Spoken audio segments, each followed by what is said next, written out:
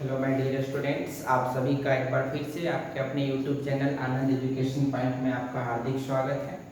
आज से हम लोग कुछ नया करने जा रहे हैं। सभी ट्वेल्थ, खासकर ये जो हमारा आज का वीडियो होगा ये खासकर ट्वेल्थ के बच्चों के लिए है जो मैथ्स पढ़ते हैं, जो मैथ्स लिए हुए हैं, ट्वेल्थ साइंस का उनका सब्जेक्ट मैथ्स है।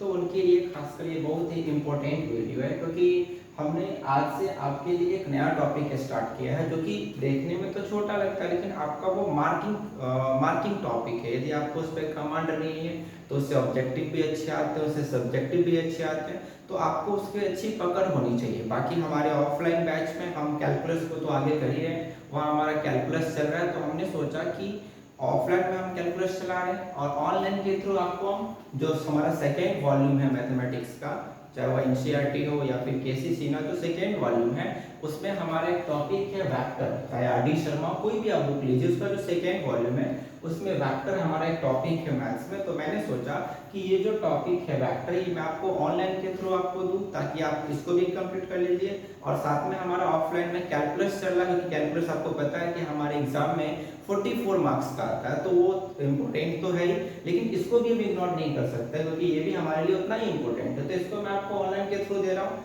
ताकि बाकी जो बच्चे इसको अभी तक नहीं पढ़े होंगे, चाहे वो अगर पढ़ भी चुके होंगे कहीं पे, तो उनको भी एक बार रिवाइज हो जाएगा, और जो नहीं पढ़े होंगे उनको तो एकदम नया मिलेगा ही।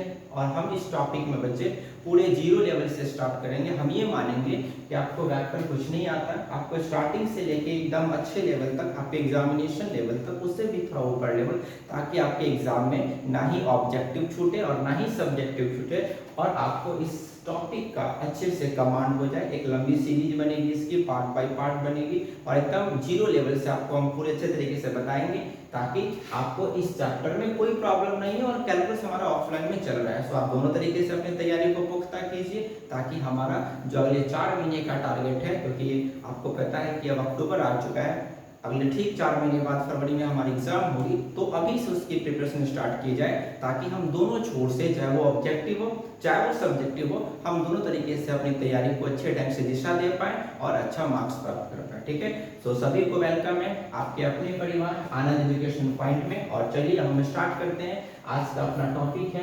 वेक्टर, जो 12th मैथमेटिक्स पार्ट 2 जो मैथमेटिक्स है ना, उसका एक टॉपिक है, उसको हम लोग अच्छे से स्टार्ट करते हैं, एकदम जीरो लेवल से स्टार्ट करेंगे।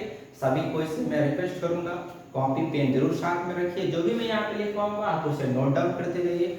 सुंदर सा नोट्स बनाइए, क्योंकि कोई काम नहीं आने वाला है, आपका नोट्स से आपके एग्जाम में काम आएगा। उसको अच्छे से रिवाइज करेंगे, आपका एक भी क्वेश्चन नहीं छूटेगा, ये मेरी गारंटी है। लेकिन उसके लिए आपको एक प्रॉपर नोट्स बनाना होगा। ठीक है, तो सभी कोई कॉपी कलम साथ में रखिए, मुस्कुराते रहिए और एंजॉय करके पढ़िए।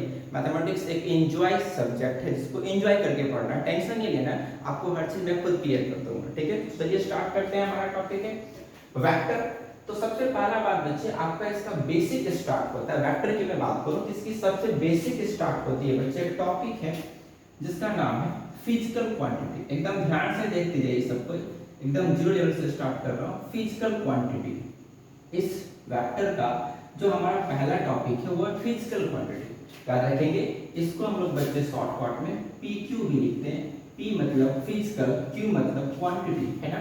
तो इसका बच्चे डेफिनेशन क्या होता है? तो इसका डेफिनेशन होता है अ क्वांटिटी, देखेंगे ध्यान से, a quantity which can be a quantity which can be measured is called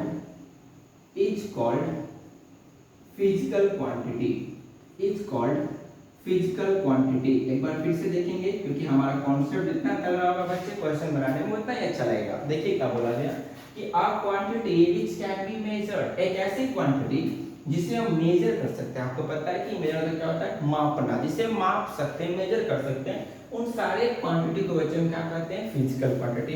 आपको पता होगा कि एक फिजिक्स का भी पार्ट है वेक्टर, जो कि फिजिक्स में हमको पढ़ना है, और यहाँ हमें 12th क्लास के मैथ्स में भी पढ़ना है। तो वही वाली बात है, बट थोड़ा सा डिफरेंस है, आपको मैं दिखाऊंगा आगे कहाँ पर डिफरेंस है। बट वही वाली सेक्शन से वहीं पर जो पढ़े थे वो यहाँ भी मुझे पढ़ना है, बट उसको थोड़ा से अच्छे ढंग से मैथमेटिकली रूप में पढ़ना है। ठीक है, तो एक ऐसा क्वांटिटी जिसे हम मेजर कर सकते हैं बच्चे, वो क्या होता है? हमारा फिजिकल क्वांटिटी। आप बोलोगे सर एग्जांपल्स क्या?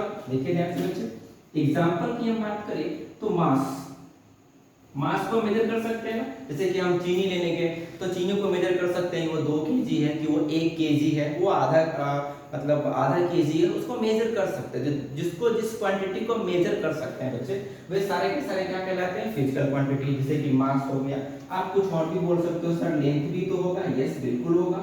आप बोलोगे सर टाइम भी तो होगा, टाइम भी होगा, टाइम को भी मेजर कर सकते हैं, कितना समय हुआ माप सकते हैं। उसके अलावा बच्चे किसी गाड़ी की स्पीड कितनी है, हम ये भी मेजर कर सकते हैं। स्पीड में हमारा क्या होगा बच्चे, फिजिकल क्वांटिटी होगा, वेरी गुड। फिर इस रूम का टेम्परेचर कितना है बच्चे, हम टेम्परेचर को भी मेजर कर सकते हैं, तो टेम्परेचर भी हमारा क्या होगा, बोलिए फिजिकल क्वांटिटी होगा। उसके अलावा बच्चे हम इस कोई भी पाइप है, उस पाइप से कितना करंट बह रहा है, हम उसको भी मेजर कर सकते हैं, है कि? तो दुनिया में जितनी भी क्वांटिटी को बच्चे हम मेजर कर सकते हैं ना फिजिक्स में या मैथमेटिक्स में, उसको हम क्या कहते हैं बच्चे, physical quantity. So a quantity which can be measured is called physical quantity, and we know that mass is also a physical quantity. Length, time, speed, temperature, current, velocity, जिसको आप मेजर कर सकते हैं, वे सारे के सारे क्या कहलाते हैं बच्चे, फिजिकल क्वांटिटी। मुझे लगता है ये बात क्लियर है। जिसे हम माप सकते हैं वे क्या कहलाते हैं बच्चे, फिजिकल क्वांटिटी। हम टाइम को माप सकते हैं, इस पेन की लेंथ कितनी है, इस लंबाई कितनी है, हम इसको माप सकते हैं कि ये 2 मीटर है कि ये 3 मीटर है। तो जिसको भी हम माप सकते हैं बच्चे, वे सारे के सारे क्या कहलाते हैं, फिजिकल क्वांटिटी। ठीक है, तो ये था मेरा आज का फर्स्ट टॉपिक जो आपका कंप्लीट हुआ। अब हम थोड़ा सा आगे बढ़ते हैं बच्चे। अब हमारा नेक्स्ट टॉपिक होगा, आप लोग इसको पॉज करके नोट डाउन जरूर कीजिएगा, नोट जरूर कीजिए बच्चे। आपका नोट्स जितना सुंदर होगा रिवाइज करने में उतना अच्छा लगेगा। अब आगे बढ़ते हैं और हमारा अगला हेडिंग है बच्चे कि ये जो फिजिकल क्वांटिटी बच्चे मैथमेटिक्स में या जो हम फिजिक्स की बात करते हैं, तो ये फिजिकल क्वांटिटी को बच्चे 2 पार्ट में मेनली बांटा गया जो हमारे सिलेबस में। इसको बच्चे हम 2 पार्ट में बांटते हैं। आपको पता भी होगा, एक का नाम बच्चे स्केलर क्वांटिटी, और एक का नाम बच्चे वेक्टर क्वांटिटी। आपको पता होगा हमारे सिलेबस में ये है, बट एक बार हम दोनों को जरा देख लेंगे कि दोनों का डेफिनेशन क्या है। मैंने क्या बोला, physical quantity are of 2 type, first is called scalar, second is called what, बोलिए वेक्टर, है ना। और बच्चे स्केलर क्वांटिटी और क्या बोलिए, वेक्टर क्वांटिटी, ये दो हमारा फिजिकल क्वांटिटी का बच्चे पार्ट्स है। ठीक है, अब हम देखते हैं कि स्केलर और वेक्टर होता क्या है। गौर से देखेंगे, यहाँ पे मैंने क्या लिखा है, यहाँ पे कि a physical quantity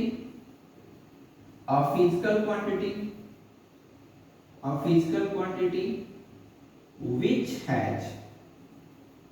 has only magnitude is called scalars। अब आप सुनिएगा बच्चे, मैंने क्या लिखा कि एक ऐसा फिजिकल क्वांटिटी जिसके पास केवल मैग्नीट्यूड। अब तुम्हारा एक डाउट होगा कि सर मैग्नीट्यूड क्या होता है। बच्चे मैग्नीट्यूड कुछ नहीं होता है, magnitude just like a number. मैं आपको बोलूंगा मुझे बताओ कि इसकी लंबाई कितनी है, तो तुम बोलोगे सर 5 मीटर। तो आपने जो 5 बोला ना, 5 जो नंबर्स बोला बच्चे, वही मैग्नीट्यूड होता है। Magnitude just like a numbers, इसमें कोई आपको डायरेक्शन नहीं चाहिए। स्केलर क्वांटिटी में आपको डायरेक्शन की जरूरत नहीं है, आपको दिशा से कोई मतलब नहीं है, आपको सिर्फ और सिर्फ मैग्नीट्यूड से मतलब है कि इसकी लेंथ कितनी है। आप कोई भी डायरेक्शन मापोगे तो उसका लेंथ वही होगा। तो जिसको केवल अपने मैग्नीट्यूड से मतलब है, डायरेक्शन से मतलब नहीं है बच्चे, वे सारे क्या होंगे, बोले scalars. So physical quantity which has only magnitude is called what, scalars quantity. आप बोलोगे सर एग्जांपल्स क्या होगा, तो बच्चे इसका एग्जांपल्स होगा मास, समझना ध्यान से, मास। आप बोलोगे सर टाइम, ठीक है, फिर आप बोलोगे सर स्पीड, फिर आप बोलोगे लेंथ। अभी मैं तुरंत बताऊंगा आपको कि स्पीड और वेलोसिटी में क्या डिफरेंस है। स्पीड हमारा बच्चे स्केलर होता है, वेलोसिटी हमारा वेक्टर होता है, लेकिन कैसे होता है मैं तुरंत बताऊंगा आपको। तो बच्चे ये सब जो हमारा फिजिकल क्वांटिटी है, वे सारे के सारे, आप एक चीज और ले सकते हैं बच्चे, डिस्टेंस भी ले सकते हैं। यहाँ पर अगर नहीं दिख रहा हो तो मैं लिख देता हूँ, डिस्टेंस भी होगा, एक मैं पढ़ देता हूँ, मास, टाइम, स्पीड, लेंथ, डिस्टेंस। आप टेम्परेचर भी ले सकते हैं बच्चे। जितना का ये मैंने जितना भी लिखा है, ये सारे के सारे स्केलर्स है। आप बोलोगे सर स्केलर्स क्यों, तो बच्चे ये सारे इसलिए स्केलर्स है क्योंकि इसमें आपको डायरेक्शन की जरूरत नहीं है, सिर्फ और सिर्फ आपको मैग्नीट्यूड से काम। जैसे कि मान लीजिए आपको मैंने बोला कि आज आपको अमित सर 2 घंटा पढ़ाएंगे, तो आप क्या बोलिएगा, सर जब कौन मुंह घूम के पढ़ाइएगा, तो भाई कोनों में घूम के पढ़ाएंगे तो 2 घंटा ना पढ़ाएंगे। बोलोगे सर कोन में घूम के पढ़ाइएगा, मैं आपको बोलूंगा कि इस पेन की जो है लंबाई जो लेंथ है वो 5 मीटर है। तो तुम बोलोगे सर ये कौन मुंह है 5 मीटर है, इस मुंह है कि इस मुंह है? तो भाई कोनों मुंह घुमाएगा तो 5 मीटर होगा। तो जिसको डायरेक्शन से कोई मतलब नहीं है, सिर्फ और सिर्फ उसको मैग्नीट्यूड से मतलब है कि वो कितना बड़ा है। जैसे कि आप दुकानदार पे गए, आप उसको बोलिए कि भैया मुझे 2 केजी चीनी दीजिए, तो बोलिएगा कौन मुंह घुमा के दिए, उत्तर मुंह की, पश्चिम मुंह की, पूर्व मुंह घुमा के, कोनों में घुमाएगा तो 2 केजी होगा। तो बच्चे जिस चीज को डायरेक्शन से कोई मतलब नहीं है वे सारे के सारे क्या होते हैं बच्चे, स्केलर्स होते हैं। मतलब स्केलर में केवल क्या होगा बच्चे, मैग्नीट्यूड होगा। ये आपको पता भी होगा, मैंने एग्जांपल्स कुछ लिख लिए। अब यहाँ देखिए वेक्टर क्या होता है बच्चे, इसका होता है कि अ फिजिकल क्वांटिटी, मैं पीक्यू लिखता हूँ शॉर्टकट, आपको लिख लेना physical quantity, a physical quantity which has magnitude as well as direction is called vectors। सुनेंगे ध्यान से, एक ऐसा फिजिकल क्वांटिटी जिसके पास मैग्नीट्यूड तो हो, उसके साथ साथ बच्चे डायरेक्शन भी हो। डायरेक्शन भी इंपॉर्टेंट है इसमें डायरेक्शन इंपॉर्टेंट नहीं था, केवल मैग्नीट्यूड से हमको मतलब है।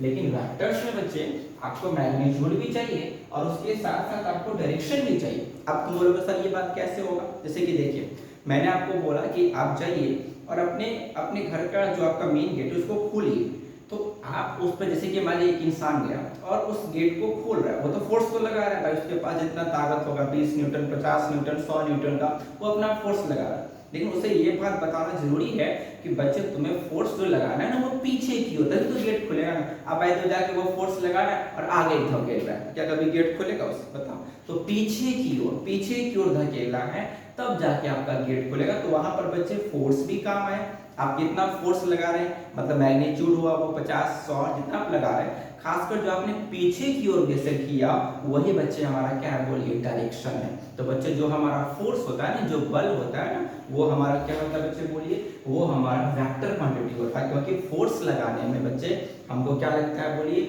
हमको मैग्नीट्यूड भी लगता है और उसके साथ साथ डायरेक्शन भी इंपॉर्टेंट है कि आप कैसे आप दरवाजा खोल रहे हो, पीछे की ओर खींच कर या आगे की ओर, तो वो डायरेक्शन इंपॉर्टेंट है वहां पे। तो आपसे कोई पूछेगा बच्चे एग्जांपल्स में कि फोर्स जो है हमारा बल है वो क्या है बोलिए, तो फोर्स हमारा बच्चे वेक्टर क्वांटिटी है। ठीक उसी तरह मैं आपको बोलूंगा बताइए वेलोसिटी क्या है, तो वेलोसिटी हमारा क्या है बच्चे, वेक्टर। इसमें कुछ इंपॉर्टेंट है। अब तुम बोलोगे सर स्पीड और वेलोसिटी में क्या डिफरेंस है? बच्चे देखो दोनों में थोड़ा सा अंतर है। अगर मैं स्पीड की बात करूं, जैसे कि मैंने बोला एक गाड़ी की स्पीड जो है वो 40 किलोमीटर पर आवर है, मतलब 1 घंटा में 40 किलोमीटर हो जाता है। लेकिन अगर मैं बोलूं कि एक गाड़ी की जो वेलोसिटी है ना वो 40 किलोमीटर पर आवर उत्तर की ओर है, नॉर्थ की ओर है। अब देखो मैंने मैग्नीट्यूड भी बोला, मैंने क्या बोला, 40 किलोमीटर पर आवर नॉर्थ। अब इसमें मैग्नीट्यूड भी है, उसके साथ साथ डायरेक्शन भी है। अगर मैग्नीट्यूड और डायरेक्शन दोनों आ जाए बच्चे तो इसी को हम बोलते हैं वेलोसिटी। और अगर मैं केवल बोलता 40 किलोमीटर पर आवर, इसमें हम डायरेक्शन यूज नहीं करते बच्चे, तो वही हमारा क्या होता है, स्पीड हो जाता है। ठीक है। उसी तरह बच्चे डिस्टेंस हो गया हमारा बोलिए, यानी कि ना डिस्टेंस क्या हो गया बोलिए, स्केलर। डिस्टेंस क्या, मैं बोलूंगा कि यहाँ से मतलब यहाँ से बगल में एक चौक है, उसका डिस्टेंस है 100 मीटर। ठीक है। लेकिन मैं आपको ये बोलता हूँ कि यहाँ से उत्तर की ओर उस चौक का डिस्टेंस 100 मीटर है। अब बताओ, मैंने 100 मीटर भी बोला, ये बोला उत्तर की ओर, मतलब मैं डायरेक्शन भी बोल रहा हूँ और मैग्नीट्यूड भी बोल रहा हूँ। तो बच्चे उसी को हम क्या करते हैं बोलिए, उसी को हम कहते हैं डिस्प्लेसमेंट। तो आपको सीधा क्या याद रखना है बच्चे, जो आपका वेलोसिटी है, जो डिस्प्लेसमेंट है, जो फोर्स है, ये सारा का सारा क्या है बच्चे, वेक्टर है। और बाकी में जो यहाँ पर लिखा है वो सारा क्या है बोलिए, स्केलर है। एक और लिख लीजिए एक्सेलरेशन जो है बच्चे, जो त्वरण है, ये भी हमारा क्या होता है बच्चे, वेक्टर होता है। तो वेक्टर में आपको दिमाग में बस ये रखना है कि जिसमें मैग्नीट्यूड और डायरेक्शन दोनों हो वो क्या होता है, वेक्टर। जिसमें केवल मैग्नीट्यूड हो, उसको डायरेक्शन से कोई मतलब नहीं हो, वो क्या होता है बच्चे बोलिए, हमारा स्केलर होता है। मुझे लगता है कि ये पॉइंट आपका क्लियर है, आपने इसको 11th में पढ़ा भी होगा, है ना। फिर भी मैं आपको रिवाइज करवा दिया कि जिसमें दोनों काम आए वो वेक्टर, जिसमें केवल मैग्नीट्यूड काम आए वो क्या होता है बच्चे, स्केलर होता है। ठीक है। आप इसको अच्छे से पॉज करके नोट डाउन कर लीजिए। उसके बाद हम लोग नेक्स्ट टॉपिक पे मूव करते हैं। देखेंगे ध्यान से, आप लोग इसको पॉज करके अच्छे से नोट डाउन कर लीजिए, सारे एग्जांपल्स जरूर लिखिएगा, कभी कभी एग्जांपल से भी क्वेश्चन आ जाता है। बाकी मैं आपको वेक्टर का कुछ लिखवा दूंगा एक साथ नोट्स, उसके अलावा जो भी आपके एग्जाम में आएगा वो सारे स्केलर्स होंगे। वेक्टर कुछ ही हैं जो वेक्टर है उसको मैं एक साथ आपको लिखवा दूंगा। अभी फिलहाल चूंकि बेस पढ़ा रहा हूं उसको समझते जाइए। अब बच्चे देखिए इसी में एक वेक्टर का डेफिनेशन और क्या, क्योंकि मेरा टॉपिक क्या बोली वेक्टर, इस पे ज्यादा ध्यान देना है मुझे। तो वेक्टर का एक परिभाषा और आता है, देखिए क्या होता है मैं आपको बताता हूं कि अ फिजिकल क्वांटिटी, समझेंगे ध्यान से, a physical quantity which has magnitude as well as direction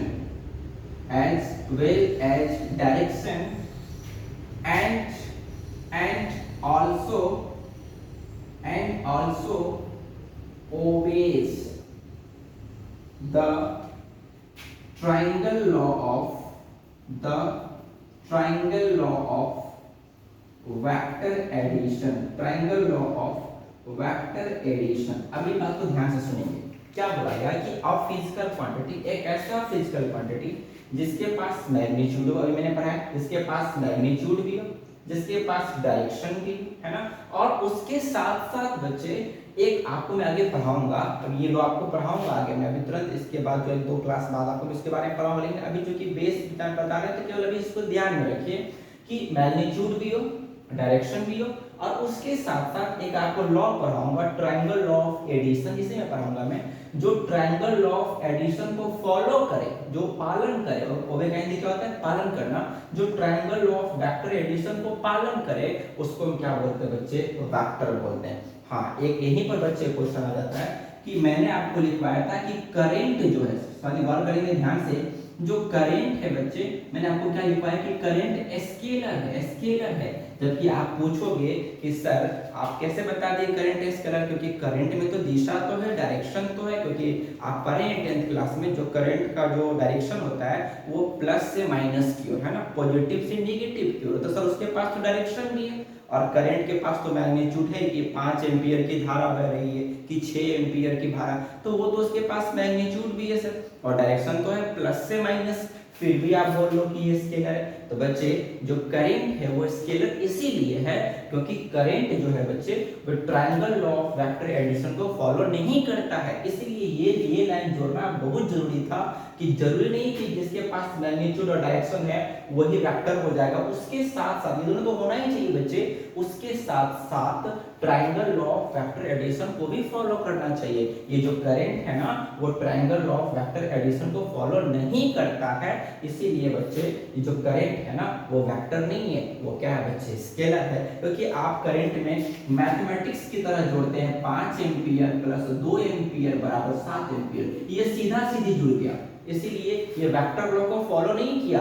जबकि वेक्टर लॉ ऑफ एडिशन क्या कहता है कि मान लीजिए कि एक वस्तु है, इसको इधर से 3 आदमी खींच रहा है और इधर से 2 आदमी इसको खींच रहा है, तो जब यहाँ पर 3 + 2 करोगे तो इसका आंसर 1 आएगा, क्योंकि इधर नहीं खींचा जाएगा, इधर ज्यादा आदमी खींच रहा है उधर वस्तु खींचाएगा, तो एक आदमी से ये वस्तु इधर खींचा जाएगा, है कि नहीं, तो यहाँ पर 3 + 2 5 नहीं आया, यहाँ पर क्या आया बच्चे 1 आया, यही वेक्टर लॉ ऑफ एडिशन। तो ये वेक्टर लॉ ऑफ एडिशन को फॉलो नहीं करता है करंट, इसीलिए बच्चे करंट के पास डायरेक्शन भी होता है, मैग्नीट्यूड भी होता है, फिर भी करंट वेक्टर नहीं है, करंट क्या है स्केलर है। क्यों? क्योंकि करंट जो है triangle law of vector addition को फॉलो नहीं करता। अब बाकी ये क्या है बच्चे हमको आगे पढ़ना है, पढ़ाऊंगा अच्छे से, अभी फिलहाल मैंने एक जगह आपको इसको लिखवा दिया है, आप और करके इसको भी लिख लेंगे, ठीक है, ये वेक्टर की परिभाषा है, ठीक, इसको नोट डाउन कर लीजिएगा आप लोग। अब जो हमारा बच्चे अगला हेडिंग है वो हमारा है रिप्रेजेंटेशन ऑफ वेक्टर, कि हम वेक्टर को रिप्रेजेंट कैसे करते हैं। एकदम ध्यान से देखिए, आज का क्लास फुली बेसिक है ताकि आपको मैं इसका इंट्रोडक्शन दिलवा दूं, फिर हम इसको लंबी सीरीज में बनाते हुए आपको अच्छे से खत्म कर देंगे इस टॉपिक को, ध्यान से देखते रहिए। अगला हेडिंग है बच्चे रिप्रेजेंटेशन ऑफ वेक्टर्स। हम लोग वेक्टर्स को कैसे रिप्रेजेंट करते हैं, कैसे उसको सजाते हैं, वेक्टर को लिखते कैसे हैं, हमारा टॉपिक यही है कि हम लोग वेक्टर को कैसे रिप्रेजेंट करते हैं। जरा गौर से देखना बच्चे, शायद वो देखिए सब यहाँ पे बच्चे वेक्टर को हम रिप्रेजेंट करते हैं एक डायरेक्टेड लाइन से, एक ऐसे लाइन कीजिए सीधा लाइन, और इसमें तुम डायरेक्टेड मतलब इसमें डायरेक्शन दे दो ऐसे, ये डायरेक्शन दे दिया मैंने कि ऐसे जाना है, ये डायरेक्शन इधर की ओर है, तो बच्चे इसका नाम होता है, याद रखना, इसको बोलते हैं हम लोग डायरेक्टेड लाइन। क्या बोलते हैं इसको, बोलिए डायरेक्टेड लाइन। एक ऐसा लाइन जिसके पास डायरेक्शन है, तो इसी को बच्चे हम वेक्टर को ऐसे रिप्रेजेंट करते हैं, एक डायरेक्शन लाइन की तरह। ठीक है, हाँ एक बात तो पता है कि सर ये जो है वो इधर जा रही है, इस दिशा की ओर जा रही है, ये तो पता है, लेकिन सर इसका मैग्नीट्यूड क्या है नहीं पता भाई, इसकी कितने लेंथ का है नहीं पता, क्योंकि मैंने ये रेखा लिया है, रेखाखंड नहीं है ये बच्चे, ये लाइन है, नॉट लाइन सेगमेंट है ये। और आपको पता है कि लाइन क्या होती है, इनफाइनाइट, लाइन क्या है अनंत तक जाती है, तो इसका मैग्नीट्यूड क्या है, आई डोंट नो। बट अब यहीं पर देखो बच्चे, मैं एक और फिगर बना रहा हूँ ऐसे, यहाँ देखते हैं ध्यान से ऐसे, और मैंने इसका डायरेक्शन कुछ यूं दे दिया भाई, ये भी डायरेक्टेड लाइन है, क्योंकि इसमें डायरेक्शन है, जिसमें डायरेक्शन होगा बच्चे वे सारे क्या कहलाएंगे, मुझे डायरेक्टेड लाइन। अब मैंने क्या किया कि इस लाइन पर बच्चे दो पॉइंट लिया, एक ये और एक ये, इसका नाम रख दिया ए, इसका नाम क्या रख दिया बच्चे बी। अब इस डायरेक्शन लाइन पर मैंने दो पॉइंट लिया, एक ए और एक बी लिया, तो अब मैंने इसको फिक्स कर दिया कि इसकी लेंथ ये है। और बच्चे जब मैंने दो पॉइंट लेके इस लाइन को फिक्स कर दिया, तो इसको हम कहते हैं बच्चे क्या, इसको कहते हैं डायरेक्टेड लाइन सेगमेंट। बहुत इंपॉर्टेंट है, डायरेक्टेड लाइन सेगमेंट बच्चे, लाइन सेगमेंट का हिंदी होता है रेखाखंड। इसको मैंने अब फिक्स कर दिया, इससे मुझे मैग्नीट्यूड भी मिल रहा है कि इसको मैं नाप लूंगा, यहाँ से यहाँ तक मेजर कर लूंगा तो ये मैग्नीट्यूड होगा, और इसकी दिशा भी पता हो गई कि ए से कहाँ जा रहा है, बोलिए बी की ओर जा रहा है, ए से बी की ओर बढ़ रहा है, और इस ए बी को मैं माप लूंगा तो उसका वो क्या होगा बच्चे, मैग्नीट्यूड होगा। तो जब भी हम डायरेक्टेड लाइन कोई खींचते हैं तो वही रिप्रेजेंटेशन होता है किसका बच्चे, बोलिए वेक्टर का। तो वेक्टर को हम हमेशा एक डायरेक्टेड लाइन से ही रिप्रेजेंट करते हैं। और ये जो डायरेक्टेड लाइन सेगमेंट है ना बच्चे, ये मैग्नीट्यूड होता है। तो देखो बच्चे, हम मैग्नीट्यूड का डेफिनेशन क्या दे सकते हैं, जरा इसको आप लोग डायरेक्टेड लाइन पर नोट डाउन कर लेंगे। मैं यहाँ पर इसका परिभाषा लिख रहा हूँ, मैग्नीट्यूड का मैं परिभाषा लिख रहा हूँ। तो ये मेरा फिगर है डायरेक्टेड लाइन सेगमेंट का, तो यहीं से बच्चे डेफिनेशन आता है मैग्नीट्यूड का। क्या होता है बच्चे, देखेंगे ध्यान से, इसकी परिभाषा होती है length of directed line segment is called magnitude of AB vector बच्चे, AB के ऊपर डायरेक्शन लगा दो तो ये हो गया AB वेक्टर।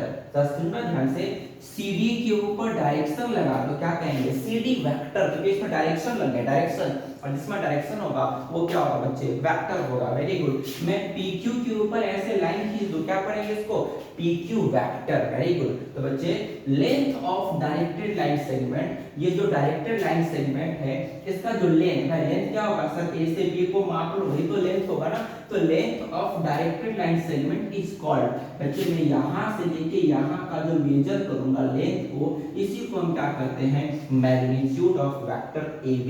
इस वेक्टर AB का मैग्नीट्यूड बोलते हैं। और तुम बोलोगे सर मैग्नीट्यूड को हम कैसे डिनोट करते हैं, तो बच्चे यहाँ देख लेना, इट इज डिनोटेड बाय, यहाँ देखो इट इज डिनोटेड बाय, इसको हम कैसे लिखते हैं, मॉड के अंदर, सुनना ध्यान से, मॉड के अंदर AB वेक्टर को तुम ऐसे लिखोगे बच्चे, मॉड के अंदर जब AB वेक्टर, इसको मॉड पढ़ते हैं, मॉड के अंदर जब AB वेक्टर को लिखोगे तो इसी को हम क्या कहते हैं, मैग्नीट्यूड ऑफ AB, और बराबर बच्चे ये होता है AB के। तुम बोलोगे सर कैसे, सुनना ध्यान से बच्चे, मॉड के अंदर जब हम वेक्टर को डालेंगे उसका मैग्नीट्यूड निकालेंगे ना, तो बाहर में वेक्टर नहीं आता है, बाहर में कोई कांस्टेंट आता है, कोई नंबर आता है, इसीलिए मैंने इस पर से वेक्टर साइन हटा दिया। ये बहुत इंपॉर्टेंट ऑब्जेक्टिव है आपके एग्जाम के लिए।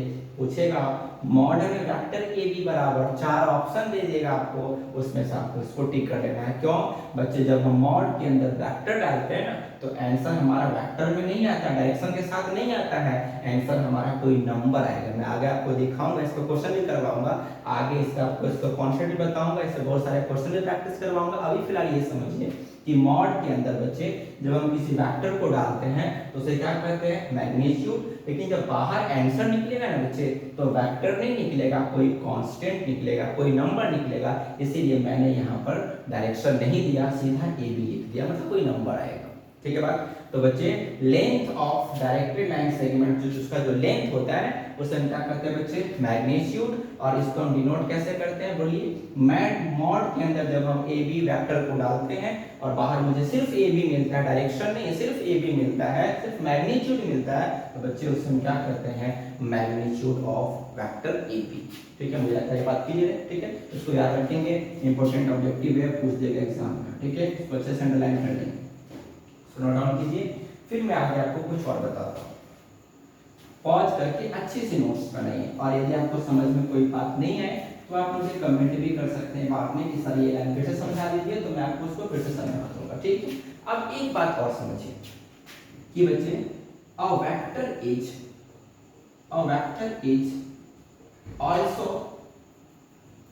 also written as, बच्चे वेक्टर को हम एक तरीका से और लिख सकते हैं, कैसे जरा देखना। अगर मैं स्मॉल ए लिख दूंगा, स्मॉल ए, सॉरी ठीक से लिख देता हूँ, अगर मैं स्मॉल ए लिखा और इसके ऊपर तो मैं ऐसे डायरेक्शन दे दूं, अभी मैंने बताया ना जिसके ऊपर डायरेक्शन दे दिया वो सब क्या होगा, मेरा वेक्टर। सो क्या करेंगे बच्चे, ए वेक्टर, वेरी गुड।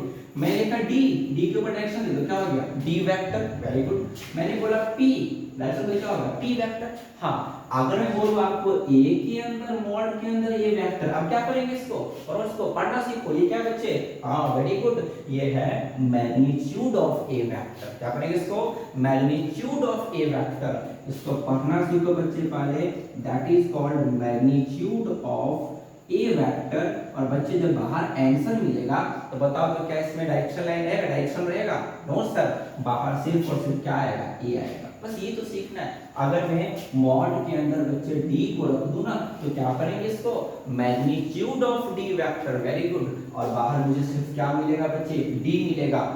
बाहर में हमको लाइन नहीं चाहिए, बाहर में डायरेक्शन नहीं मिलेगा, बाहर में केवल कोई नंबर आएगा। आगे मैं दिखाऊंगा आपको। मैग्नीट्यूड मॉड के अंदर p वेक्टर डाल दिया, इसको क्या करेंगे बच्चे, magnitude of p vector, very good. और बाहर केवल क्या निकलेगा बच्चे, p निकलेगा। ठीक है, तो जब भी किसी पॉइंट के ऊपर तुम डायरेक्शन दे दो ना तो वो क्या होता है, वेक्टर। और जब उस वेक्टर को मॉड के अंदर डाल दो ना तो वो क्या होता है, मैग्नीट्यूड। और मैग्नीट्यूड बाहर में निकलेगा तो बच्चे उस पर कोई भी डायरेक्शन नहीं होगा, सिर्फ और सिर्फ कोई कांस्टेंट वैल्यू आएगा। ठीक है, इतनी बातें क्लियर होगी मैग्नीट्यूड और वेक्टर को लेकर। ठीक है, इसको पॉज कर लेंगे। अब मैं आपको फिर से आगे कुछ दिखाता हूं। सॉरी, थोड़ा सा ये मेरा मिटाने वाला नीचे गिर गया था। चलिए, इसको अच्छे से पॉज करके आप लोग नोट जरूर कीजिएगा बच्चे हर एक पॉइंट को। ठीक, अब कुछ इससे आगे बात करते हैं। यहाँ तक मुझे लगता है क्लियर है, कुछ टेंशन नहीं है ना। अभी तक मैंने आपको बस ये बताया प्यारे बच्चे कि हम जिस भी चीज को मेजर कर सकते हैं। सुन लो ध्यान से, मेरा पढ़ाने का बच्चा तरीका ये कि आप अगर अच्छे से सुन लोगे ना तो आपको फिर दोबारा रिवीजन करने की जरूरत नहीं है, आपको सब यहीं पे याद करवा दूंगा। जिस चीज को इस पूरी दुनिया में हम मेजर कर सकते हैं, माप सकते हैं, वो सारे फिजिकल क्वांटिटी है, मास हो गया, लेंथ हो गया, टेम्परेचर हो गया। उसके बाद मैंने क्या बताया कि फिजिकल क्वांटिटी को हमने दो पार्ट में बोला, स्केलर्स और वेक्टर। स्केलर्स क्या होता है, जिसके पास केवल मैग्नीट्यूड हो, डायरेक्शन नहीं हो, जैसे कि लेंथ हो गया। इस रूम का टेम्परेचर आप किसी भी डायरेक्शन में मापिएगा, जितना होगा उतना ही मिलेगा, तो टेम्परेचर हो गया आपका बच्चे। फिर आपका मास हो गया, लेंथ हो गया, टाइम हो गया, है ना। ये सारे के सारे क्या बच्चे स्केलर्स है। डिस्टेंस हो गया, स्पीड हो गया। अगर मैं वेक्टर की बात करूं तो फिजिकल क्वांटिटी जिसके पास मैग्नीट्यूड भी हो, साथ साथ क्या डायरेक्शन भी हो ना, वो क्या होता है बच्चे हमारा वेक्टर। जैसे कि फोर्स हो गया, वेरी गुड, एक्सेलरेशन हो गया, वेलोसिटी हो गया, है ना, ये डिस्प्लेसमेंट हो गया, ये सारे के सारे हमारे क्या वेक्टर्स है। फिर मैंने क्या बताया आपको कि इसका एक परिभाषा और क्या है कि जिसके पास मैग्नीट्यूड और डायरेक्शन तो हो ही, उसके साथ साथ बच्चे वो ट्रायंगल लॉ ऑफ एडिशन को फॉलो करता हो। बहुत इंपॉर्टेंट है, ट्रायंगल लॉ ऑफ एडिशन को जो फॉलो करता है उसको हम क्या कहते हैं बच्चे वेक्टर कहते हैं। फिर मैंने क्या बताया, एक तीर का लाइन खींच दो, एक तीर का लाइन ऐसे खींच दो, तो ये क्या होता है बच्चे, बोलिए वेक्टर का साइन होता है। और जब मैं वेक्टर को मॉड के अंदर डालता हूँ बच्चे तो उसे क्या कहते हैं, मैग्नीट्यूड कहते हैं। मैं बस इतना ही आपको पढ़ाया, इन शॉर्ट में आपको मैंने बता दिया, ठीक है। चलिए थोड़ा सा आगे बढ़ते हैं, देखिए ध्यान से अच्छा से देखेंगे ध्यान से बच्चे। मैंने एक वेक्टर ऐसे बनाया, सुनोगे ध्यान से, ऐसे बनाया, ठीक है। यहाँ पर दो लाइन सेगमेंट है, एक ए है और एक बच्चे मैंने दो पॉइंट लिए ए और बी लिया। सुनोगे ध्यान से, देखो ध्यान से, इसमें डायरेक्शन भी है और इसका मैग्नीट्यूड भी है, ए बी भाई, ए बी मैग्नीट्यूड भी, इसको मापेंगे तो कुछ ना कुछ तो माप आएगा ना, कुछ ना कुछ तो वैल्यू आएगा। तो ये मैग्नीट्यूड भी है और डायरेक्शन भी है, कहां से कहां तक, तो सर ए से लेके बी तक डायरेक्शन भी, ठीक है। अब इसमें जरा गौर करने वाली बात है बच्चे, ये जो पॉइंट होता है ना, ये वाला पहला पॉइंट, इसको हम लोग बोलते हैं वेक्टर में बच्चे इनिशियल। मैंने क्या बोला बोले तो initial point, very good, that is called initial point. क्योंकि देखो इनिशियल का हिंदी होता है बच्चे क्या, शुरुआत point, INITL, sorry initial point बच्चे, ये शुरुआत पॉइंट है, पहला पॉइंट है। और बच्चे यहाँ जो ये बी है ना, दैट इज कॉल्ड, इसको हम लोग बोलते हैं बच्चे टर्मिनल पॉइंट। ये सब एकदम छोटी छोटी बातें हैं, इसको एकदम ध्यान में रखना है। जो अंतिम पॉइंट होगा बच्चे उसे क्या बोलते हैं, टर्मिनल पॉइंट, और जो पहला पॉइंट उसे क्या बोलते हैं बच्चे, इनिशियल पॉइंट। ये शुरुआत बिंदु, ये अंतिम बिंदु। भाई दो मैंने पॉइंट लिया वेक्टर पे, उसके पहला का नाम क्या बोल रहे हैं, इनिशियल पॉइंट, दूसरे का क्या नाम बच्चे बोलिए, टर्मिनल पॉइंट। ये बात भी हमारा क्लियर है। अब देखो मैंने अभी आपको क्या बताया कि वेक्टर को हम ऐसे रिप्रेजेंट करते हैं, एक तीर लाइन की तरह, सुनना ध्यान से बच्चे। तो बच्चे जहां पर तीर नहीं लगा हुआ, सुनोगे ध्यान से, जहां पर तीर नहीं लगा हुआ, यहाँ पर क्या तीर लगा हुआ है क्या, नहीं सर, तीर तो यहाँ लगा हुआ। तो जहां पर तीर नहीं लगा हुआ उसको हम लोग बोलते हैं टेल। बहुत इंपॉर्टेंट बता रहा हूँ, इसको हम लोग बोलते हैं बच्चे टेल। तो मैं बड़ा लिख देता हूं ताकि आप लोगों को दिखाई दे। इसको बोलते हैं बच्चे टेल, TAIL, ये हमारा टेल है।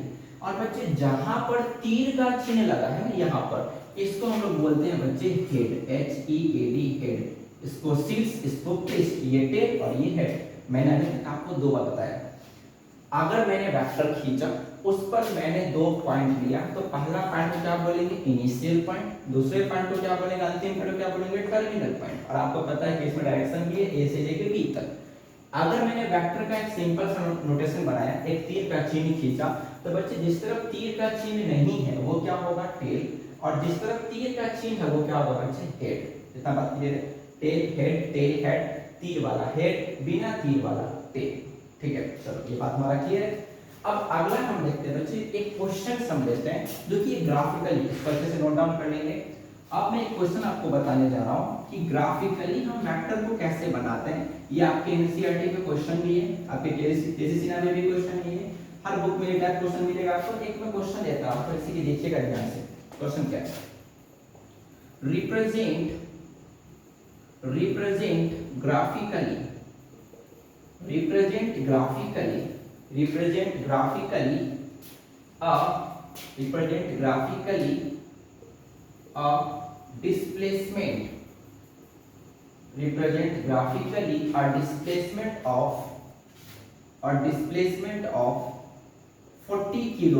a displacement of 40 kilometer, comma 60 degree west of north।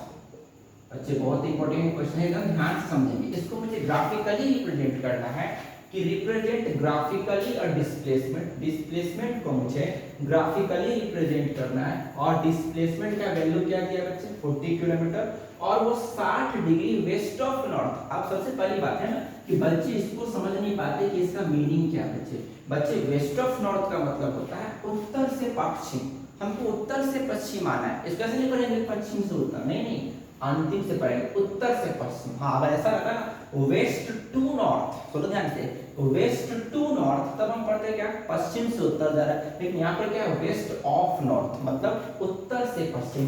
आपके लिए लिख देता हूँ, इसको उल्टा पढ़ना बच्चों, उधर से पढ़ना, उत्तर से पश्चिम। हमको उत्तर से पश्चिम जाना है और वहां पर 40 किलोमीटर डिस्प्लेसमेंट लेके कितने डिग्री पे पढ़ो, 60 डिग्री पे मुझे ग्राफिकली रिप्रेजेंट करना है। बहुत आसान क्वेश्चन है, यहाँ पर गौर से देखेंगे समझ में आ जाएगा। एक में बच्चे ग्राफिकली रिप्रेजेंट करता हूँ, ये आप लोगों को पहले से ही पता होगा, फिर से सुन लो। ये हमारा होता है बच्चे ईस्ट, पता होगा, ये होता है वेस्ट, ऊपर वाले को बोलते हैं नॉर्थ, नीचे वाला क्या बोलते हैं बच्चे साउथ। ठीक है, इसको मैं ग्राफिकली बता रहा हूँ, सुनोगे ध्यान से कैसे होगा। देखो तो क्या बोल रहा है, डिस्प्लेसमेंट कितना 40 किलोमीटर। बात कहां से हो रही है बच्चे, उत्तर से पश्चिम। देखो उत्तर से पश्चिम आ रहा है, पहले इसको समझिए, वेस्ट ऑफ नॉर्थ क्या होता है, उत्तर से पश्चिम। तो आप उत्तर से पश्चिम आएंगे, कितना किलोमीटर बच्चे 40 किलोमीटर का डिस्प्लेसमेंट है, दूरी है, ऐसे खींच लो, एकदम आसान है, ऐसे खींच लो। और इसको तुम क्या कहते हैं, कितना किलोमीटर बच्चे 40 किलोमीटर इसका डिस्प्लेसमेंट। आप ऐसे बना सकते हैं, भाई डिस्प्लेसमेंट होगा तो वो जरूर वेक्टर होगा, तो तीर का चिन्ह लगा देंगे। मैंने बताया ना आपको कि डिस्प्लेसमेंट क्या होता है बच्चे, हमारा वेक्टर क्वांटिटी होता है, तो उसमें हम तीर का चिन्ह लगा दिए। अब ये 40 किलोमीटर का डिस्प्लेसमेंट हो गया। आप कुछ भी बना के, हम 40 मीटर तो ही ना हो, लेकिन फिर भी जो कि हम बना रहे हैं, तो इसको आप एक छोटा सा लाइन खींचेंगे, उसमें वेक्टर लगा देंगे, कितना होगा 40 किलोमीटर। अब बताओ कितने डिग्री पर बच्चे, 60 डिग्री पर झुका हुआ है। कैसे झुका हुआ है, पश्चिम, उत्तर से पश्चिम आने का बच्चे, उत्तर से हम पश्चिम आएंगे ना, तो इधर मत लगा देना, गलत हो जाएगा। उत्तर से पश्चिम आने पर 60 डिग्री पर, तो बच्चे ये वाला एंगल कितना होगा हमारा 60 डिग्री। बात क्लियर हुआ, उत्तर से पश्चिम आने पर 60 डिग्री पर झुका हुआ है, तो आप भूल के भी इधर से नहीं लगाएं, क्योंकि अगर इधर से लगा दें तो हो जाएगा पश्चिम से उत्तर। हम कहां से आ रहे हैं बच्चे, उत्तर से पश्चिम आ रहे हैं, तो 40 किलोमीटर का डिस्प्लेसमेंट है जो 60 डिग्री के एंगल पर उत्तर से पश्चिम की ओर आ रहा है। ठीक, बात क्लियर है, इसको अच्छे से नोट डाउन कर लेंगे। इस भाषा को पकड़िएगा, कंफ्यूज कर देगा। पश्चिम से उत्तर अगर आता है ना बच्चे, वेस्ट टू नॉर्थ, तब हम कहते हैं कहां से, पश्चिम से उत्तर जा रहा है, लेकिन यहाँ पर वेस्ट ऑफ नॉर्थ है, मतलब उत्तर से पश्चिम आ रहा है। ठीक है, इसको अच्छे से नोट डाउन कर लेंगे ध्यान से। ठीक, नोट कर, इसको मिटा दो, पॉज करके अच्छे से इसको नोट कर लीजिएगा। ये सब इंपॉर्टेंट क्वेश्चंस है जो आपकी बुक में भी देखने को मिलेगा। आपको मैं पहले ही बता देता हूँ ताकि कंफ्यूजन वाली बात नहीं। देखिए मैंने क्वेश्चन क्या लिया कि जो एक क्वेश्चन और लेता हूँ उस पे, कि जो हमारा डिस्प्लेसमेंट है, शॉर्ट में जो हमारा डिस्प्लेसमेंट है ना, वो मान लो 30 किलोमीटर है। ठीक है, और वह सॉरी जो हमारा डिस्प्लेसमेंट है वो मान लो 15 किलोमीटर है, और जो 30 डिग्री के एंगल पर, 30 डिग्री के एंगल पर जो है बच्चे, वो क्या कर रहा है, वे ईस्ट ऑफ नॉर्थ से, ईस्ट ऑफ नॉर्थ पर झुका हुआ है। तो मुझे इसका ग्राफिकली रिप्रेजेंट करना है। कितना आसान क्वेश्चन है, देखो तो एक ग्राफ खींचने, हम लोग को खींचने आता है बहुत अच्छे तरीके से।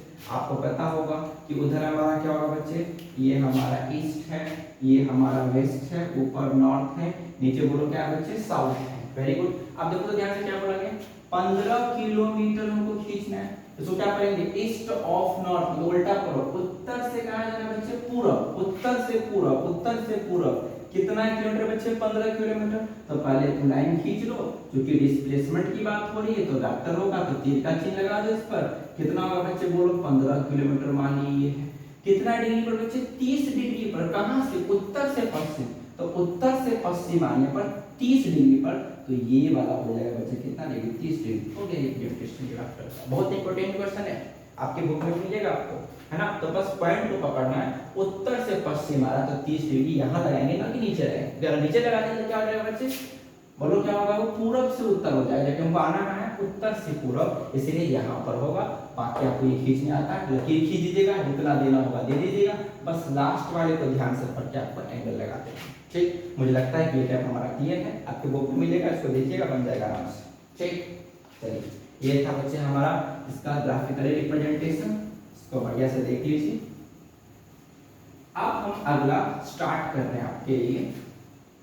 जो हमारा अगला हमारा टॉपिक होगा बच्चे, वो है हमारा टाइप्स ऑफ वेक्टर। इंपॉर्टेंट है, types of vector, types of vector. अब हम टाइप्स में आ गए। नॉर्मल हमने बेसिकली देख लिया, हमने आपको ग्राफिकली रिप्रेजेंटेशन भी बता दिया, बस कुछ नहीं है वो बच्चे, वो आराम से आपसे बनेगा। जैसे जैसे कह रहा है वैसे खींचते जाएंगे, कहां से कहां जाना है वो ध्यान में रख के आप एंगल खींचेंगे। बाकी आपका कोई भी डाउट होगा आप मुझे व्हाट्सएप करेंगे, उस पर आपके हम सारे डाउट्स को क्लियर कर देंगे। व्हाट्सएप नंबर आपको पता है 8210792990, ये मेरा व्हाट्सएप नंबर है। आपको कोई भी समस्या होगी इस टॉपिक को लेके तो आप मुझे इस पे मैसेज करेंगे, आपको मैं उसको क्लियर कर दूंगा। ठीक है, वैसे मुझे पूरी उम्मीद है कि आपको इतने आराम से पढ़ा रहे हैं कि आपको कोई समस्या नहीं होगी, आपको हर एक डाउट क्लियर हो रहा है। ठीक है, बस आप उसको अच्छे से प्रैक्टिस मिलेगी, रिवाइज जरूर कीजिएगा। चलिए आते हैं बच्चे टाइप्स ऑफ वेक्टर।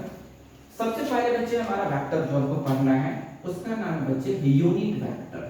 अब आ गया इंपॉर्टेंट बात, सब सुनोगे, यहाँ से ऑब्जेक्टिव आएगा बहुत ज्यादा। यूनिट वेक्टर क्या होता है बच्चे, तो लिखेंगे इसमें कि अ वेक्टर whose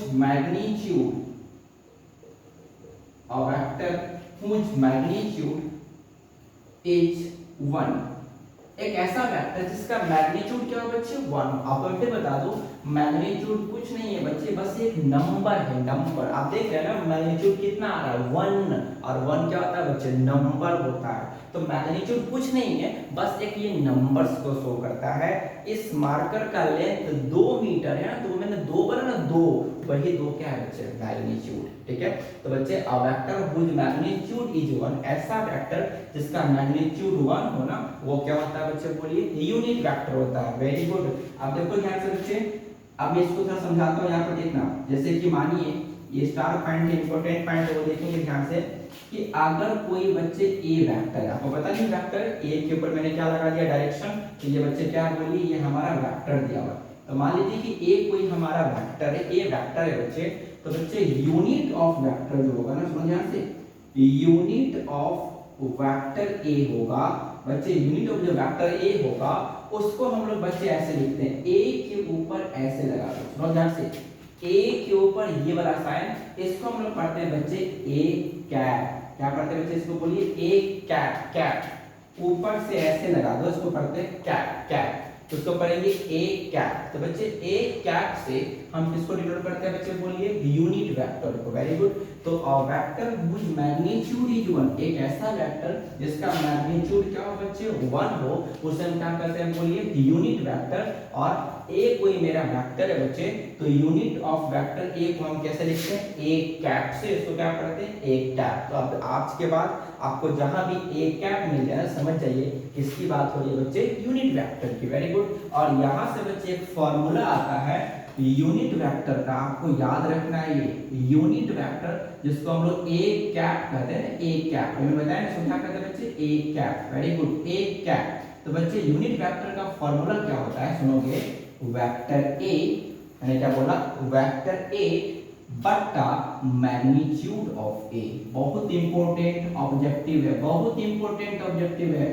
कितना बार पूछ दिया है आपके एग्जाम ने कि यूनिट वेक्टर जो ए कैप होता है, इसका फार्मूला होता है बच्चे वेक्टर ए बटा मैग्नीट्यूड ऑफ। मैंने क्या बोला था, वेक्टर को जब मॉड के अंदर रख देते हैं तो उसे क्या कहते हैं बच्चे, मैग्नीट्यूड। शाबाश। इस पे क्वेश्चन करवाएंगे, चिंता नहीं करना। आज मैं आपको सिर्फ बेसिक बता रहा हूँ, फार्मूला बता रहा हूँ, सारे पे क्वेश्चन होगा, आपका सारा डाउट क्लियर होगा। लेकिन आज के क्लास में आपको सुंदर सा नोट्स बना लेना है केवल। तो यूनिट वेक्टर का फॉर्मूला क्या होता है बच्चे, वेक्टर ए बटा मैग्नीट्यूड ऑफ ए। क्या पढ़ेंगे इसको, वेक्टर ए बटा मैग्नीट्यूड ऑफ ए। इसको कैसे लिखते हैं, A cap, A cap, A cap बराबर ए वेक्टर बटा मैग्नीट्यूड ऑफ ए। बहुत इंपॉर्टेंट ऑब्जेक्टिव है, इसको नोट डाउन कर लेंगे। जिसका मैग्नीट्यूड 1 हो उसे यूनिट वेक्टर कहते हैं। इसको हम लिखते किससे हैं, ए कैप से। और ए कैप का फॉर्मूला क्या होता है, ए वेक्टर बटा मैग्नीट्यूड ऑफ ए। ठीक है, इसको नोट डाउन कर लेंगे अच्छे से, पॉज करके अच्छे से इसको नोट डाउन कर लेंगे। बहुत इंपॉर्टेंट ऑब्जेक्टिव है ये। अब जो बच्चे हमारा दूसरा नंबर है, जो दूसरा टाइप है हमारा, देखेंगे ध्यान से बच्चे, जो हमारा दूसरा टाइप है बच्चे वो है जीरो वेक्टर। जो दूसरा टाइप हमको पढ़ना है बच्चे, वो हमको पढ़ना है जीरो वेक्टर, या फिर इसी को हम कहते हैं बच्चे नल वेक्टर। जीरो वेक्टर या इसी को हम क्या कहते हैं बच्चे, नल वेक्टर। जीरो वेक्टर या फिर इसका दूसरा नाम क्या है, नल वेक्टर। Very good. इसको क्या बोलेंगे, इसका डेफिनेशन होगा a vector whose magnitude, a vector whose magnitude is zero is called zero vector, is called zero vector। A vector whose magnitude is zero is called zero vector। और बच्चे इसको हम कैसे लिखते हैं, जीरो के ऊपर वेक्टर का साइन लगा देते हैं। सुनो ध्यान से, जीरो के ऊपर वेक्टर लगा दो, क्या बोलेंगे इसको, जीरो वेक्टर। ये सब सीखना है, जीरो के ऊपर वेक्टर लगा दो, क्या हो जाएगा बच्चे, zero vector. So a vector whose magnitude is zero is called zero vector. लिखते कैसे हैं, जीरो के ऊपर डायरेक्शन लगा दो, डायरेक्शन का साइन लगा दो, क्या हो जाएगा, जीरो वेक्टर हो जाएगा। अब ये क्या कह रहा है, ये कॉन्सेप्ट क्या कह रहा है, सुनना ध्यान से बच्चे, कि अगर भाई अगर मानो कि ये ए पॉइंट है, सुनो ध्यान से, ऑब्जेक्टिव बता रहा हूं, ये ए पॉइंट है, ठीक है, और मैं यहीं पर खड़ा हूं, जैसे कि मान लो ये मेरा पोजीशन है, ठीक है, और मैं यहीं पर खड़ा हूं, कहीं नहीं जा रहा हूं, तो मेरा वेक्टर क्या होगा, जीरो। हम तो मूव किया ही नहीं, हम यहीं पर खड़े, एक ही पॉइंट पर खड़े हैं बच्चे, तो हमने तो मूव किया ही नहीं, तो हमारा उस समय वेक्टर क्या होगा, बोलिए जीरो होगा। तो वही बात है बच्चे, कोई पॉइंट है ए और ये यहीं पर है, बारंबार यहीं पर है बच्चे, तो ए पर ही है, तो ए का जो वेक्टर होगा, सुनो ध्यान से, इंपॉर्टेंट ऑब्जेक्टिव, ए का जो बच्चे वेक्टर होगा, इसका जब हम मैग्नीट्यूड निकालेंगे ना, मैग्नीट्यूड, तो बच्चे इसका आंसर क्या आएगा, बोलिए जीरो आएगा। इंपॉर्टेंट ऑब्जेक्टिव है कि अगर ए कोई पॉइंट है और हम ए पर ही है, तो ए वेक्टर हो, हम कहीं गए नहीं, ए पर ही बारंबार खड़े, तो ए का वेक्टर हम निकालें, तो ए का वेक्टर का जो मैग्नीट्यूड है, दोनों सेम देखना, दोनों सेम वेक्टर का अगर मैग्नीट्यूड निकालें तो कितना आएगा बच्चे, जीरो। आपके एग्जाम पूछ देगा ऐसे, पी वेक्टर बराबर डैश, कितना बार पूछा ये ऑब्जेक्टिव, तुम एग्जाम में देखना, दो सेम है, कहीं मूव नहीं किए, एक ही पॉइंट है, एक ही पॉइंट का वेक्टर है, और वेक्टर को कहाँ रखा गया है, मॉड के अंदर, तो ये मैग्नीट्यूड पूछ रहा है, आंसर क्या होगा, जीरो। बहुत इंपॉर्टेंट ऑब्जेक्टिव है, पूछेगा एग्जाम में, बी वेक्टर का मैग्नीट्यूड क्या होगा, कितना बार पूछा है आपका बोर्ड में। आप देखिए ध्यान से, दो सेम है, उसके ऊपर वेक्टर है, और वेक्टर को मैंने कहाँ लगाया है, मॉड के अंदर, तो ये मैग्नीट्यूड है, और बच्चे इसका आंसर क्या आ जाएगा, जीरो। तो मैं कहीं मूव नहीं किया, एक पॉइंट है तो एक ही पॉइंट पे रहा, है कि नहीं। तो बच्चे एक ऐसा वेक्टर जिसका मैग्नीट्यूड जीरो हो ना, उसको हम क्या बोलते हैं, जीरो वेक्टर। मतलब ए वेक्टर का जो मैग्नीट्यूड होगा ना बच्चे, वो क्या होगा, जीरो होगा। Very good. पी वेक्टर का जो मैग्नीट्यूड होगा वो क्या होगा, जीरो। आपसे कोई पूछ सकता है क्या मैग्नीट्यूड जीरो हो सकता है, तो आप बोलिएगा यस, हम कहीं नहीं गए, एक पॉइंट पर ही खड़े रह गए, मूव नहीं हुआ, तो ए वेक्टर और ए वेक्टर का जो वेक्टर का मैग्नीट्यूड होगा, दो सेम वेक्टर का जो मैग्नीट्यूड होगा ना बच्चे, वो क्या होगा, जीरो होगा। मूवमेंट हुआ ही नहीं भाई, ए से बी पे जा रहे तब ना, बी पर गए ही नहीं, ए पर ही रह गए, तो ए और ए वेक्टर का ही मैग्नीट्यूड क्या होगा, जीरो होगा। ठीक है, दो सेम वेक्टर का मैग्नीट्यूड क्या होगा बच्चे, जीरो। इंपॉर्टेंट ऑब्जेक्टिव इसको कर लेंगे, ठीक है। तो आज हम फिलहाल आपको इतना ही रोकते हैं, ठीक है। यदि भी तीन चार टाइप मुझे और पढ़ाना है, वो मैं आपको कल, क्योंकि आज पहला क्लास था, आप इसको अच्छे से एक बार और देख लीजिए, सारे चीज़ को ध्यानपूर्वक नोट्स बना लीजिए। इसके बाद आगे की चर्चा हम लोग नेक्स्ट क्लास में करेंगे, और आपको सारी चीज़ जितने भी वेक्टर के जितने भी इंपॉर्टेंट बात सब है बच्चों, मैं सब पढ़ाऊंगा। आपके एग्जाम के लिए जो भी इंपॉर्टेंट से पूरे एकदम बेसिक लेवल से अच्छे से एक एक टॉपिक क्लियर करूंगा, ताकि आपका एक भी एग्जाम में ऑब्जेक्टिव ना छूटे। आज के क्लास के लिए बच्चे ऑब्जेक्टिव तो ये भी था ना कि ए कैप का फॉर्मूला क्या होता है, तुम बोलोगे सर बिल्कुल आसान है, ए वेक्टर बटा ए वेक्टर का मैग्नीट्यूड, बहुत इंपॉर्टेंट ऑब्जेक्टिव है ये वाला। और ये वाला ऑब्जेक्टिव मैंने क्या बोला, दो सेम वेक्टर का बच्चे मैग्नीट्यूड निकालूंगा तो किसके बराबर होगा, जीरो के बराबर होगा। आप इसको अच्छे से देख लेंगे, अभी तक मैंने जितना करवाया वो ग्राफिकली रिप्रेजेंट वाला वो भी अच्छे से देख लेंगे। कल आपका सेम यहीं से आपका क्लास कंटिन्यू होगा, एक भी क्लास कोई आदमी सब अटेंड करते हुए अच्छे से देखिए। यदि आपको अच्छे से समझ में आ रहा है तब आप उसको आराम से चैनल को लाइक कर लीजिए, यदि आप नए हैं तो इसको लाइक कीजिए, सब्सक्राइब कीजिए, अपने दोस्तों में शेयर कीजिए, ताकि एग्जाम समय में सबको प्रॉफिट हो, सबको लाभ मिले, और सब अच्छे मार्क्स से पास हो जाए। अच्छे से तैयारी कीजिए, आपको यहाँ से सहयोग मिलेगा ही मिलेगा। ऑफलाइन में हमारा कैलकुलस चल रहा है, वो भी हमारा फिनिश हो रहा है, और लास्ट का बच्चे 1 से 2 महीना सिर्फ और सिर्फ हम प्रैक्टिस सेट लेकर आएंगे, आपको अच्छे से प्रैक्टिस कराएंगे। उससे पहले आपको मैं पूरा सिलेबस पढ़ा दूंगा, वेक्टर हो गया, 3D हो गया, लीनियर प्रोग्रामिंग हो गया, प्रोबेबिलिटी हो गया, सब में करवाऊंगा आपको, ताकि बच्चे जो इसको हल्का में लेते हैं, इसको छोड़ देते हैं बच्चे, सब ये आसान है, नहीं बच्चे आसान कुछ नहीं है, इसमें भी थ्योरेटिकली पार्ट है, आपको एक एक टॉपिक समझाना होगा। और यदि आपने कॉन्सेप्ट ठीक कर लिया ना अच्छे से बच्चे, तो आपका कोई भी क्वेश्चन ना छूटने जा रहा है एग्जाम में, ये मेरा गारंटी है। आपको बस अटेंड करना है, नोट्स बनाना है, उसको रिवाइज करना है, इसको अच्छे से कर लीजिए। कल यहीं से आपका सेम क्लास स्टार्ट हो जाएगा, फिर हम मिलते हैं कल। प्रॉपरली वीडियो मिलेगा आपको, ताकि आपको वेक्टर से जो आपका पेपर 2 है ना, जो आपका मैथमेटिक्स पार्ट 2 है, उसमें आपको कोई समस्या नहीं होगी। ठीक है, कल मिलते हैं। Thank you so much. जय हिंद।